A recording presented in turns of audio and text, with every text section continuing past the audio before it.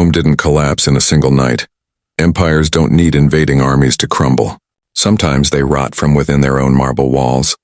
And in the heart of Rome's golden age, that rot had a name: Valeria Messalina. She wasn't just an empress. She was a storm wrapped in silk. At just 15, she wore the crown of the most powerful empire on earth. But her true throne wasn't built of marble or gold. It was forged in the shadows. Her beauty was legendary.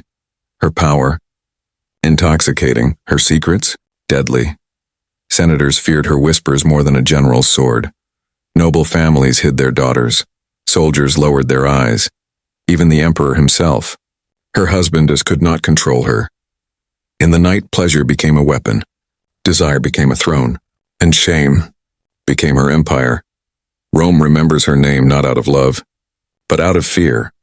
This is the untold story of the woman who turned lust into power and made the Roman Empire kneel before she was feared. She was just a girl born into privilege. Valeria Messalina entered the world inside the golden circle of Rome's elite, where marble floors gleamed. Every word was measured like a weapon, and secrets whispered behind silk curtains were worth more than gold. Her family name opened every door in the empire. Senators courted their favor. Generals lowered their heads in respect. And Messalina learned to watch, listen, and smile. She was raised not just to be beautiful, but dangerous. At just 15, she was chosen to marry Emperor Claudius, a man nearly 3 times her age. A man who wore the crown, but not the strength to wield it. Claudius was intelligent, yes, but slow. A ruler surrounded by scheming courtiers, distracted by wars, politics, and his own insecurities. To the Senate, this marriage was a symbol of stability, a noble girl bound to a cautious emperor. But to Messalina, it was something else entirely. She stepped into the palace not like a bride, but like a hunter stepping into her new hunting ground.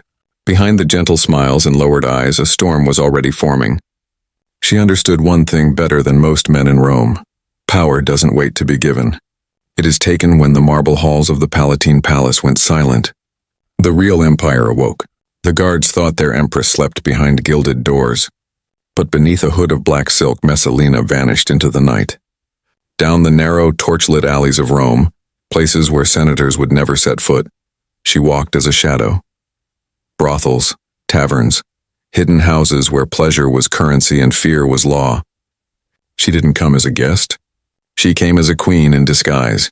Soon she did what no empress before her dared. She built her own imperial brothel. A secret palace within the city, where the rules of Rome didn't matter, because she was the rule. Noblemen arrived trembling. Soldiers entered in silence. Courtesans feared her. No one said no. Night after night, Messalina turned these dens into her personal stage. She challenged Rome's most infamous courtesans in contests of endurance, a spectacle whispered across the city's walls. And every time, she won. To the Senate, she remained untouchable, their emperor's young wife. To the streets, she became a myth whispered in the dark. And to her enemies, she wasn't a woman anymore. She was a storm wearing a crown. Messalina understood a truth that few in Rome dared to speak aloud. Desire can conquer faster than war.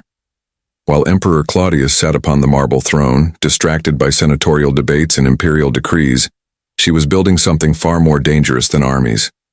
She was weaving a web of secrets, one man at a time. Senators, generals, noblemen. The men who claimed to rule the empire soon found themselves trapped in her game. She didn't raise a sword. She didn't need to. A single glance, a soft touch, a whispered promise in the dark. And the most powerful men in Rome handed her their souls.